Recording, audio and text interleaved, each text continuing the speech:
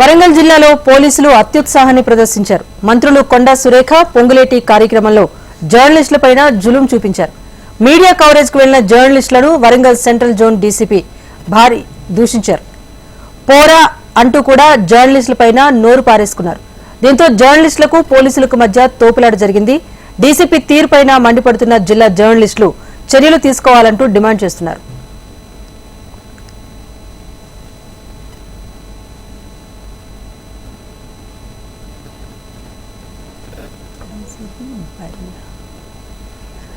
వరంగల్ జిల్లాలో పోలీసులు అత్యుత్సాహాన్ని ప్రదర్శించారు. మంత్రులు కొండా సురేఖ, పొంగులేటి కార్యక్రమంలో జర్నలిస్టులపైన జులుం చూపించారు. దీంతో జర్నలిస్టులు ఆగ్రహానికి గురై ప్రస్తుతం పోలీసులపైన చర్యలు తీసుకోవాలంటూ కూడా డిమాండ్ చేస్తున్నారు.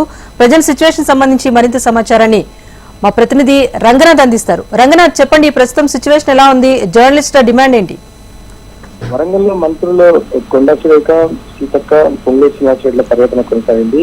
హన్మకొండలో కేయూలో ఇనాగ్రేషన్స్ తర్వాత అక్కడి నుంచి నేరుగా ఎస్ఎన్ఎం క్లబ్ వద్దకు వచ్చారు. ఎస్ఎన్ఎం క్లబ్ వరంగల్ ఈస్ట్ నియోజకవర్గంలో ఉంటుంది. కొండా సురేఖ సొంత నియోజకవర్గం కావడం మంత్రిగా ఉన్న సమయంలో ఇక్కడ 280 కోట్లతో అభివృద్ధి పనులకు సంబంధించిన శంకుస్థాపన కార్యక్రమం ఉంటుంది. అయితే ఎస్ఎన్ఎం క్లబ్ దగ్గర శంకుస్థాపన చేసే క్రమంలోనే అక్కడ కవరేజ్కి వెళ్ళిన మీడియా ప్రతినిధులపై డీసీపీ దారి ఒక్కసారిగా వాళ్ళని నెట్టేశారు. అక్కడున్న జర్నలిస్టులను నెట్టేయడంతో ఇద్దరు జర్నలిస్టు కింద పడ్డారు. వాళ్ళని బూతులు తిడుతూ వాళ్ళని పోరాడుతూ తన సీరియస్ గా వాళ్ళని నెట్టేయడంతో జర్నలిస్టులంతా కూడా ఒక్కసారిగా ఆగ్రహం వ్యక్తించారు. డీసీపీతో పాటు మిగిలిన పోలీసులతో వాగ్వాదానికి దిగారు. ఒక విషయంలో డీసీపీ అక్కడి నుంచి పక్కకు వెళ్ళిపోవడంతో జర్నలిస్టులంతా కూడా ఆందోళన దిగారు. పోలీసులు వాళ్ళని కన్విన్స్ చేసే ప్రయత్నం చేసినా జర్నలిస్టులను దూషించడం, వాళ్ళని నెట్టేయడం వరకు కూడా మీడియా ప్రతినిధులు ప్రశ్నిస్తున్నారు. ప్రధానంగా మంత్రుల సమక్షంలోనే ఘటన జరిగింది. మంత్రులు ఇనాగ్రేషన్ చేస్తున్న క్రమంలోనే డీసీపీ దారి స్వయంగా తాను నెట్టేయడం, ఆ తర్వాత వాళ్ళని తిట్టడం, జర్నలిస్టులను తిట్టడంతో వాళ్ళంతా కూడా ఆగ్రహం వ్యక్తం చేశారు. వాళ్ళంతా ఆందోళనకు దిగారు. ఆ తర్వాత మంత్రి కొండా సురేఖ దృష్టికి తీసుకెళ్ళినా ఆమె జర్నలిస్టులు సంయమనం పాటించాలి, ప్రోగ్రామ్ డిస్టర్బ్ చేయడానికి చెప్పడంతో జర్నలిస్టులు మరింత ఆగ్రహం వ్యక్తం చేశారు. ఇవాళ జర్నలిస్టుల పట్ల ఏదైతే అనుచితంగా వ్యవహరించారో దృష్టించారు. గతంలో కూడా చాలా కార్యక్రమాల్లో ఇదే పరిస్థితి, ఇదే వైఖరిని అవలంబించారు. గతంలో కూడా వరంగల్ జర్నలిస్టులు అంతా కూడా డీసీపీ పాటించారు. 4 సార్లు సిపి దృష్టికి తీసుకెళ్ళినా ఆయనపై ఎటువంటి చర్యలు తీసుకోలేదు. డీసీపీ గారు ప్రతిసారి తనకు పొలిటికల్ ఇన్ఫ్లుయెన్స్ ఉందంటూ చెప్పుకుంటూ రావడం, మీడియాను చాలా కారణంగా చేయడంతో మీడియా ప్రతినిధులంతా కూడా రేపు ఆందోళన కార్యక్రమాన్ని నిర్ణయించారు. రేపు ఉదయం సిపి ఆఫీస్ వరకు ర్యాలీగా వెళ్ళి అక్కడ సిపికి మెమోరాండం నుంచి ఒకవేళ డీసీపీ భారీ ఘటనపై స్పందించి తాను దిగిరాకపోతే ఖచ్చితంగా దీన్ని రాష్ట్ర వ్యాప్త ఆందోళన కూడా తిరుగుతామని చెప్పి చెప్తున్న పరిస్థితి. డీసీపీ పైన రంగనాథ్, డీసీపీ పైన గతంలో కూడా ఇలాంటి ఫిర్యాదులు ఉన్నాయని చెప్తున్నారు. ఇది ఇప్పుడు జరిగిన విషయమైనా కనీసం ఉన్నతాధికారుల దృష్టికి వెళ్ళిందా? వారేమైనా స్పందించారా?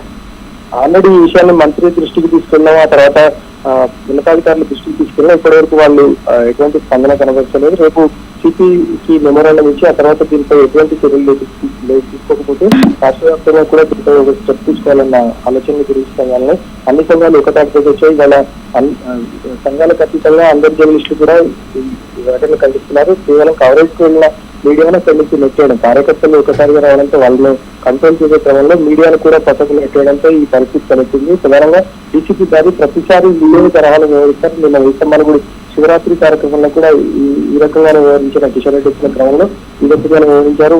గతంలో ఫోటో జర్నలిస్టులు, వీడియో జర్నలిస్టులు వాళ్ళపై చేయి చేసుకున్న సందర్భాలకు ఉన్నాయి. అప్పుడు కూడా సిపి దృష్టికి తీసుకున్నా ఆయన డిసిప్లిన్ మందలించి వదిలేశారు తప్ప ఎటువంటి చర్యలు లేవు. సో ఇప్పటికీ సేమ్ సిచ్యువేషన్ కంటిన్యూ కావడంతో జర్నలిస్టులు అంతా కూడా ఆగ్రహంతో ఉన్నారు. రేపు ఆందోళన చేయడానికి కార్యాచరణ రూపొందించుకున్న పరిస్థితి. Right, thank you Ranganath.